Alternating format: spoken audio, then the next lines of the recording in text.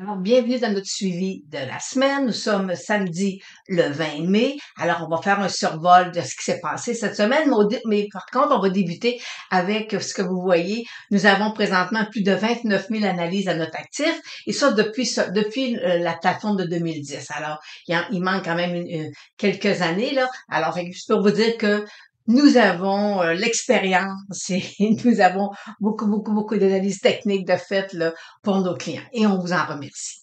Alors lundi, les marchés canadiens seront fermés parce que nous allons fêter la fête des Patriotes.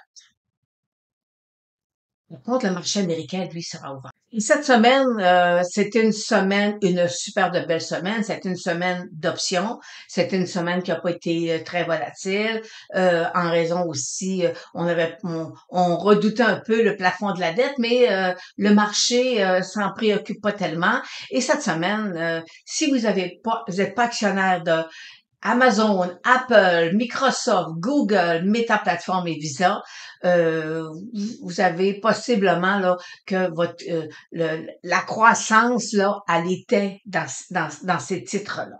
Alors et voyez-vous, ça m'emmène moi à me poser des questions. Alors j'ai fait un segment sur lorsque j'analyse les secteurs ou les indices. Là, je fais juste sur le secteur, l'indice du Dow Jones ou du S&P 500. Et là, je vais vous décortiquer un peu ma vision à moi. Et vous allez voir que présentement, il y a trois titres qui dominent. Ben, il y en a deux, Apple et Microsoft, mais en même temps, il y a Visa qui fait partie. Les trois sont dans le S&P 500 et dans le Dow Jones. Alors, fait que je vais aller avec vous, on va aller les décortiquer, on va regarder les deux secteurs et je vous emmène à faire une réflexion en vous disant, est-ce que Apple et Microsoft qui sont présentement les rois maîtres là, du marché boursier américain, est-ce qu'il y a un titre boursier, est-ce qu'il y a une entreprise qui pourrait venir les détrôner? Alors, je vous emmène sur ce terrain lorsque je vais parler du Dow Jones et du S&P 500. Alors, la semaine passée, j'ai présenté aux clients, j'avais deux titres avec une croix de la mort et une croix d'or, et je vous les donnais. Alors, je disais aux gens, venez vous inscrire sur le graalboursier.com. Alors, c'est une inscription qui est gratuite, et là, vous allez avoir accès aux titres. Après votre inscription, là, après ça, vous avez en haut à droite marqué connexion. Vous venez rentrer votre identifiant, votre mot de passe. Et par la suite, il y a une page qui ouvre et ces formations offertes. Ça, c'est les formations parce que j'ai parfois des petits trucs en analyse technique que je vous donne là et c'est gratuit. Alors, c'est dans cette partie-là que vous allez trouver les deux titres boursiers avec la croix de la mort et une croix d'or.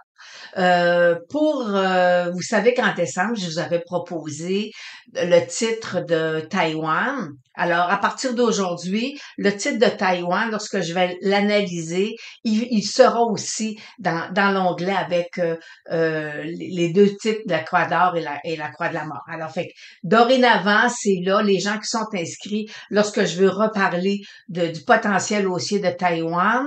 À ce moment-là, c'est dans cette section-là qu'on vous allez la trouver. Et ce qu'on va faire, c'est que dans cette section-là, la vidéo, parce que je travaille plus en format vidéo, la vidéo sera disponible le lundi matin.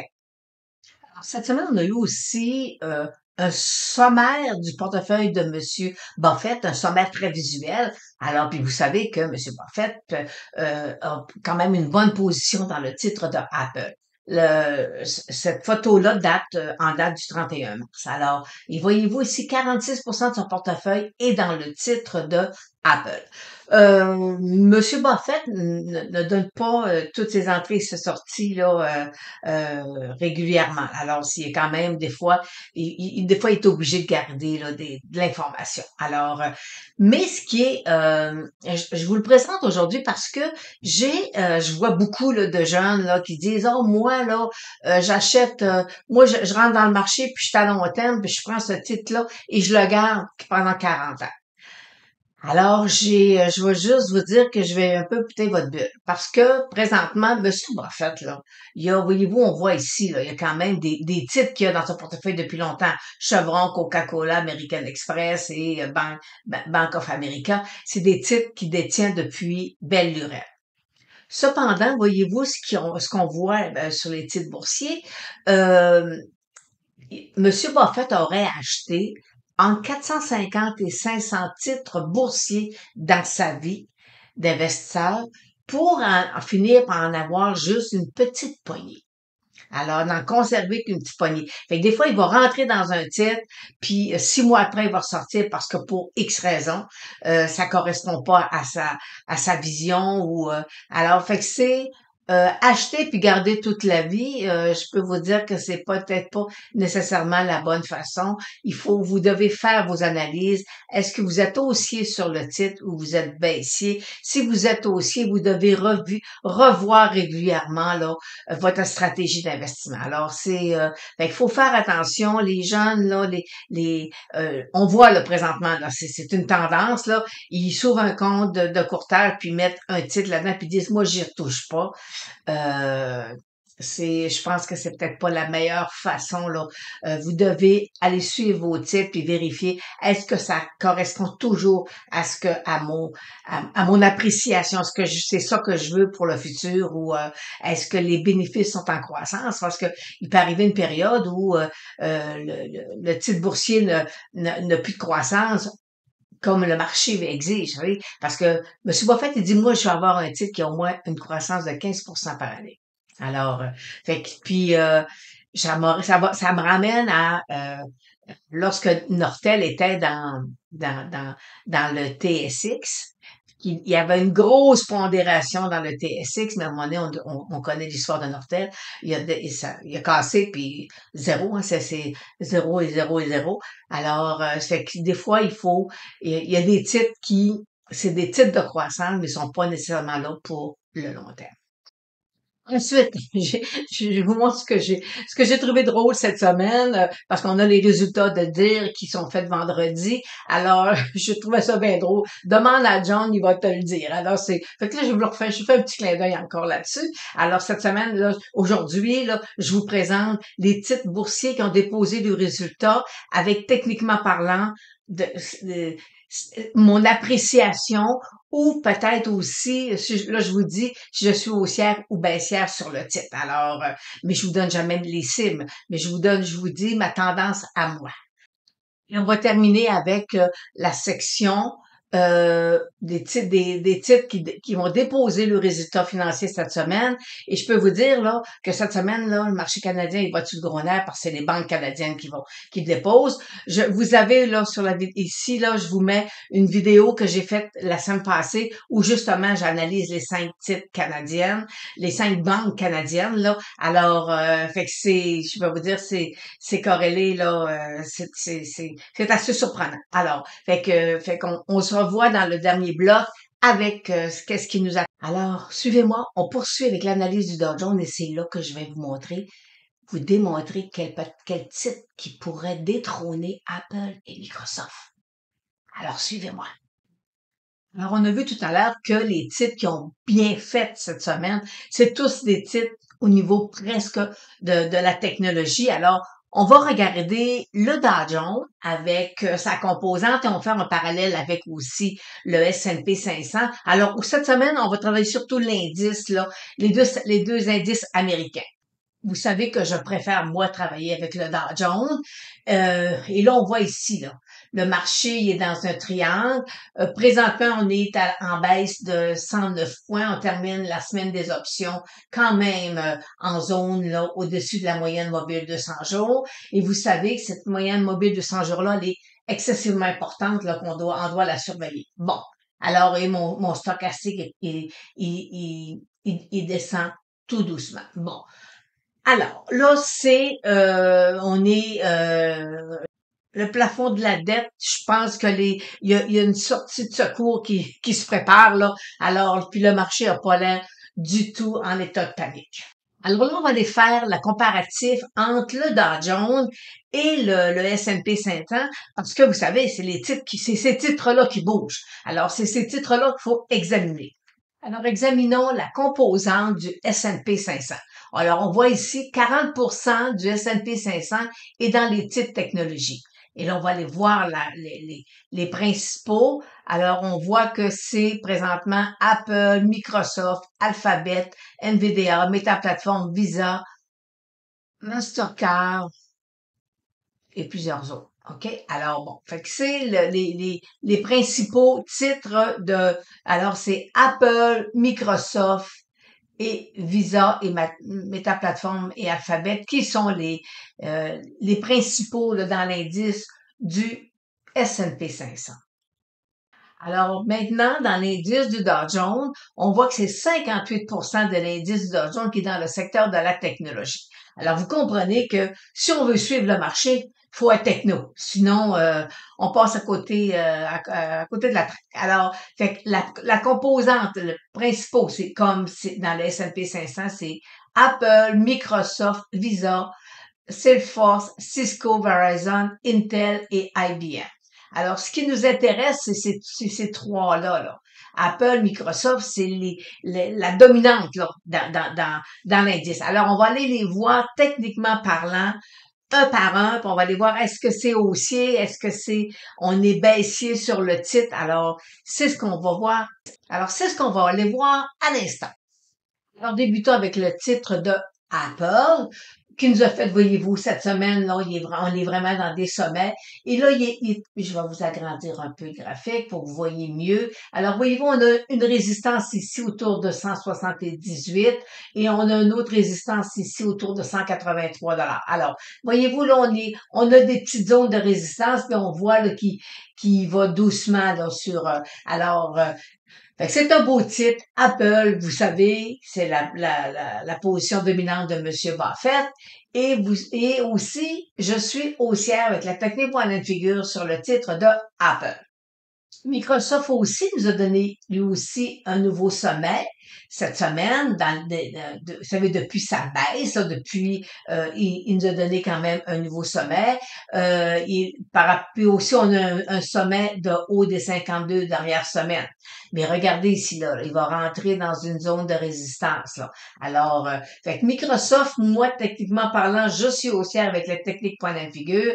Ma moyenne mobile 200 jours, elle est haussière. Mais on risque peut-être d'avoir un peu de résistance, là. Puis peut-être que la résistance peut aller, là, elle est plus peut-être autour de 330 environ. Alors, c'est des beaux titres. C'est des titres qui sont la faveur des investisseurs. C'est des gros titres, mais il faut les surveiller. Et on est présentement, vous savez, on est peut-être là, environ à peu près à 10% au niveau de ma cible point de figure. Alors, fait que on peut s'attendre à parfois avoir des replis, mais c'est quand même des deux titres que présentement, c'est ces titres-là qui mènent le marché. L'autre titre qui domine après Apple, Microsoft, c'est le titre de Visa. Alors Visa, voyez-vous, on est sur une résistance et si jamais il perçait, il venait, on pourra le voir redescendre. Cependant, regardez, sa moyenne mobile de 100 jours, elle est haussière, je vais vous l'agrandir. Regardez, c'est haussier. Alors pour l'instant, je pense pas qu'il y ait de problème sur le titre de Visa.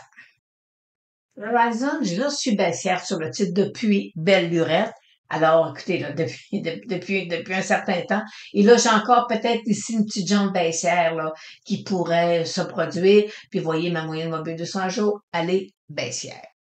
Salesforce aurait encore un peu de potentiel, là, peut-être venir tester ici sa résistance, puis après ça, peut-être même venir remonter, là, aller jusqu'à 250. Puis parce que voyez-vous, il y a de la force. Il y a de la force dans le titre. Alors, forcément, ils suivent les deux leaders, là, Apple et Microsoft. Alors, qu'est-ce que vous voulez? La marée monte, alors tout monte, puis c'est ça.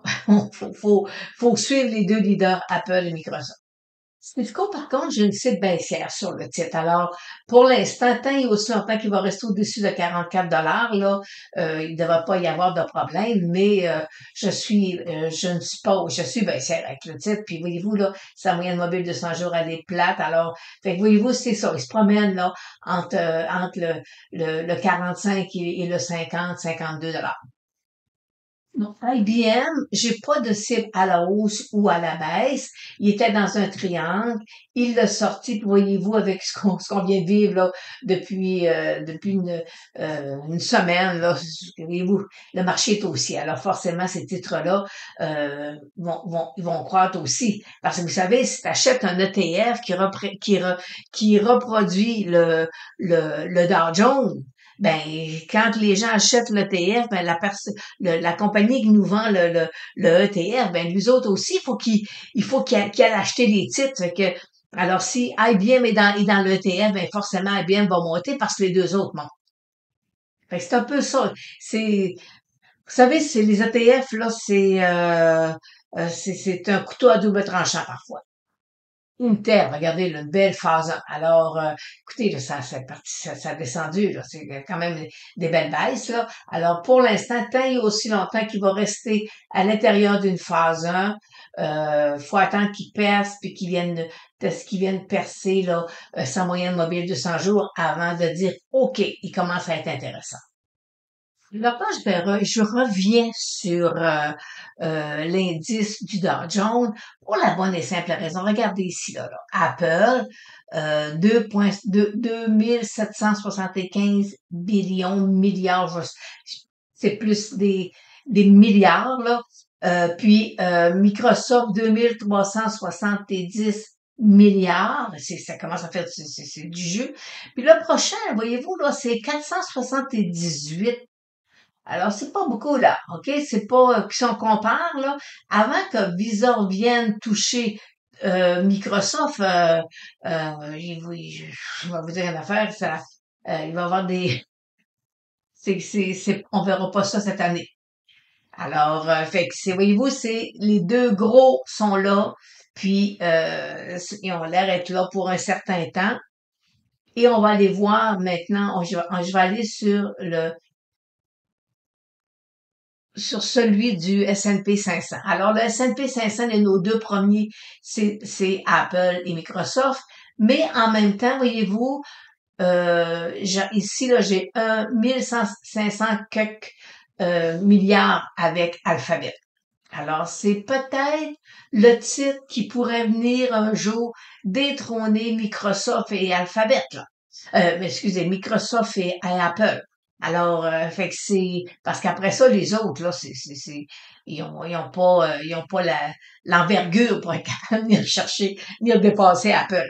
Alors, fait que vous comprenez que présentement, si vous voulez faire, si vous voulez être présent dans le marché, puis vous voulez avoir des rendements, ben, les rendements passent par les titres du S&P 500 dans la technologie ou celui du Dow Jones. Alors, fait qu'on fait pas, il n'y a pas de recette miracle, là. C'est ces deux titres-là. Et moi, de mémoire, j'ai jamais vu les deux indices américains et le Nasdaq aussi être dominés par deux titres seulement. Alors, fait que est-ce qu'on doit s'en inquiéter? Ben, faut surveiller les ventes, puis la croissance des ventes. Alors, fait que c'est c'est du questionnement. On se pose des questions, on se dit bon ben pendant combien de temps ça peut durer? Est-ce que ça peut les titres peuvent descendre, venir se rasseoir un peu sur des supports, mais sans pour autant perdre le poste de leader.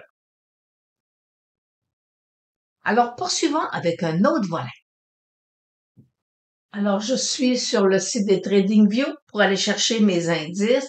Je trouve que parfois c'est facile pour vous autres là, d'aller les chercher ici à côté. Par contre, je dois vous mentionner que moi, je travaille avec MarketQ.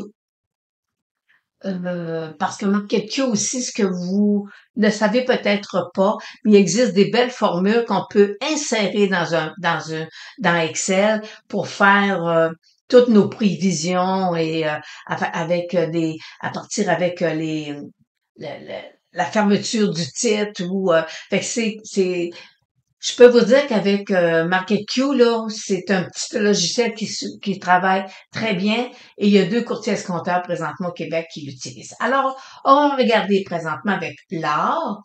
Là, voyez-vous, aujourd'hui, il y a un beau rebond, mais si je trace ici une ligne, là, ben regardez, là, c'est que là, il y a une inversion de la tendance, ben une inversion, il y a une cassure d'un support. Alors, possiblement qu'on pourrait peut-être revoir l'or, venir tester sa moyenne mobile 200 jours qui est à peu près, qui est à 18 000, non, qui est à 1879. Alors là, on est sur le pétrole. Je vais aller mettre je vais enlever les bougies, je vais aller vous mettre juste en une ligne. Et regardez, ici, là, si je trace une ligne là, et si je viens ici tracer une autre ligne là, ça veut dire qu'à ce moment-là, je suis dans un triangle. Alors, je vais revenir remettre les bougies. Ou je vais peut-être aller mettre les barres. Non, je vais les mettre, on va aller en bougie. Alors, fait que voyez, on est ici, là, je suis dans un triangle. Ici, voyez-vous, j'ai une chandelle d'indécision présentement sur le secteur du pétrole. Alors, est-ce que c'est haussier? Pour moi, la réponse, c'est non. Ma moyenne mobile 200 jours, elle est baissière. Alors, pour l'instant, faut attendre pour savoir qu'est-ce que le pétrole va nous faire. Et pour le Bitcoin, voyez-vous ici, là, ben, je vais aller vous mettre la ligne comme ça. Fait que, vous voyez ici, là, j'ai un support là, j'ai un support là. Alors, il l'a cassé. Fait que pour l'instant, le risque, c'est que le Bitcoin revienne tester sa moyenne mobile de 100 jours. Alors, fait que voyez-vous, quand on met juste une ligne, parfois c'est plus facile de voir où sont nos supports ou nos résistants. Dans ce cas ici, c'était un support qui devient forcément une résistance. Alors, allons jeter un coup d'œil au gaz naturel. Fait qu'on voit ici qu'il a quand même bien fait aujourd'hui, mais on a comme sur le pétrole, on a une chandelle d'indécision. Fait que ça va être à surveiller la semaine prochaine. Alors, les résultats qui ont été déposés cette semaine, on a eu, aujourd'hui, ça a été Deere qui a déposé qui nous a donné ses résultats. Alors, c'était mieux qu'espéré, mais le marché a décidé que ça n'était pas, c'était pas suffisant. Alors, fait qu'il est revenu sous son support et moi, je suis baissière sur le titre de Deere. Alors, Walmart, voyez-vous, le marché non plus est pas plus énervé que ça. Alors, même si la moyenne mobile de 200 jours, elle est haussière, présentement, il est dans un couloir haussier, puis il va le percer. Alibaba, OK, alors voyez-vous, sous sa moyenne mobile de 100 jours, il est à l'intérieur d'un triangle. Alors, c'est un titre que c'est préférable de ne pas toucher pour l'instant. Cisco, vous savez, je suis baissière sur le titre. Alors, il y a eu quand même, le marché était content des résultats. Alors, on va voir est-ce qu'il va venir percer ici, il va venir tester là, le 50-52. Alors, c'est ce qu'on va suivre. Mais je suis baissière sur le titre. Home Depot, il avait cassé avant la sortie des résultats. Les résultats, le marché a aimé, mais voyez-vous, aujourd'hui, c'est pas, le marché dit, non, c'est pas, sous sa moyenne mobile de 100 jours. Alors, vous savez, je suis baissière avec le titre de Home Depot, avec la technique point de figure. Le Get, on est toujours dans la consommation discrétionnaire. Il est sorti, il a cassé son support, et là, voyez-vous, il nous fait un nouveau, il vient tester son bas il y a de ça 2 semaines à peu près. C'est ça, début mai. Alors, fait que, selon moi, le titre va continuer à venir se glisser, là, entre 145 et son support à 130, puis il est sous sa moyenne mobile de 100 jours. Alors, pour l'instant, c'est pas quelque chose de positif. TGX, voyez-vous, je vais vous l'agrandir. TGX, regardez ici, là, on a eu un doji à longue jambe. Là. Alors, et là, il est toujours à l'intérieur de son triangle. Et pour l'instant, on attend. Vous savez, je suis pas haussière sur le titre de TGX, alors il faut attendre qu'il sorte hors de son triangle. Alors, c'était les résultats de cette semaine et je reviens avec le titre de dire, parce que voyez-vous, on a le marché ce matin, écoutez, c'est quand même impressionnant, là, il a testé sa moyenne mobile de 100 jours et il l'a recassé. Alors, fait que je suis baissière sur le titre. Alors, on va aller voir maintenant les résultats. Qu'est-ce qui nous attend cette semaine? Parce qu'on a une semaine quand même assez intéressante. Alors, je vous présente un sommaire des compagnies qui vont déposer des résultats cette semaine. Fait qu'on va, moi, Zoom, je le surveille. C'est lundi après la fermeture des marchés. Le plus intéressant, c'est mercredi parce qu'on a les banques, la Banque de Montréal, la Banque Scotia qui dépose. Après ça, on a NVIDIA pour la fermeture des marchés, semi-conducteurs, c'est important. On a aussi Dollar Tree, jeudi, Costco, la Banque TD, la Banque CIBC, la Banque RBC. Ouf! Alors, je peux vous dire là, que le marché canadien va-tu gros nerf cette semaine là, pour voir comment. Vous savez, on n'a pas l'impact qu'on a sur le marché américain. Là. On n'est pas notre système diffère un peu au niveau des banques, mais rien n'empêche qu'on a quand même des compagnies, on a quand même des banques qui font affaire sur le marché américain. Alors, on a une semaine assez bien chargée au niveau des banques. Fait qu'on va aller voir quelques titres boursiers là pour se mettre là un peu dans l'ambiance de qu'est-ce qui nous attend cette semaine. Alors, on débute avec la banque BMO. Là, je vous dis tout de suite, là, je suis pas haussière sur aucune des banques. Je suis baissière sur toutes les banques. Et baissière depuis longtemps, là, depuis juin l'année passée, depuis un an. Là, et voyez-vous, BMO est sous sa moyenne mobile de 100 jours. Puis vous voyez des petits couloirs aussi qui cassent. Alors, fait que moi, je me dis, ça presse pas de rentrer dans les banques. Banque Scotia, voyez-vous ici, moyenne mobile de 100 jours, elle est baissière. Puis, dans mon Facebook Live de lundi, j'ai regardé l'année passée, en juin, la banque, on avait une croix de la mort. Alors, fait qu'on réinvente pas roue, là. C'est là. Puis quand on les voit apparaître là, il faut être vigilant. Tout simplement. La banque CIBC, même scénario. Regardez ici, moyenne mobile de 100 jours qui baisse. Costco est intéressant. Regardez, il est dans un triangle. Fait que là, je vais aller ouvrir le triangle. Là, il faudra qu'il sorte, là.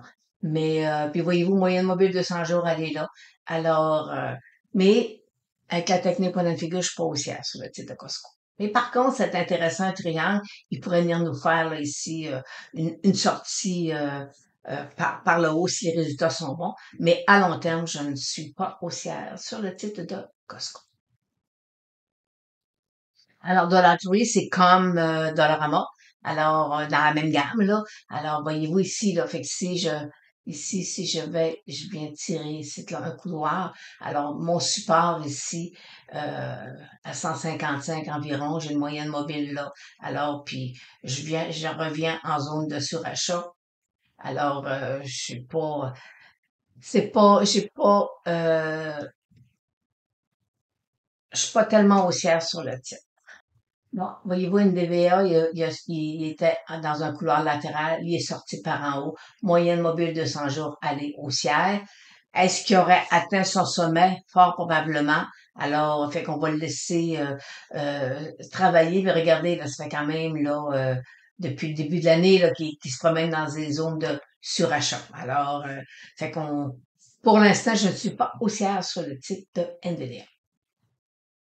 Là, vous voyez la Banque Royale, cette semaine, elle a fléchi, elle a cassé, alors, et là, il y a un petit support ici, alors, je suis baissière aussi sur la Banque Royale parce qu'elle vient de casser sous sa moyenne mobile de 100 jours. La Banque TD se déplace dans un couloir latéral, alors, c'est à surveiller, est-ce qu'il va sortir sous son couloir latéral ou par venir retester sa moyenne mobile de 100 jours, mais je suis baissière avec la technique point de figure. Le fameux Zoom, voyez-vous, là, il est dans une belle phase 1. Il nous avait fait donner ici un beau signal, quelque chose d'intéressant, puis il l'a recassé, puis là, voyez-vous, il va nous faire un nouveau bas d'année. Alors, ce qu'on veut, c'est que le titre là, revienne tester sa moyenne mobile de 100 jours, mais pour l'instant, c'est un titre pour traders seulement. Alors, terminons avec le secteur de la finance, parce qu'on a quand même 5 banques qui vont déposer leurs résultats. Et là, vous voyez présentement, ben, si j'étais dans un couloir haussier, et là, il est sorti, et là, si je fais ça comme ça, vous voyez, j'ai un beau support. Alors, j'ai un beau support ici. Est-ce qu'il est en train de nous faire un autre couloir haussier? Mais je suis Bon, je suis plutôt négative sur le secteur de la finance canadienne. Alors, c'est ce qui termine notre suivi de cette semaine. Alors, on se revoit mardi et vous savez que nos Facebook Live, nous allons les déposer sur notre chaîne YouTube.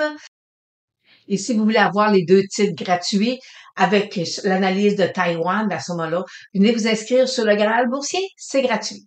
Alors, on se revoit mardi dans le Facebook Live.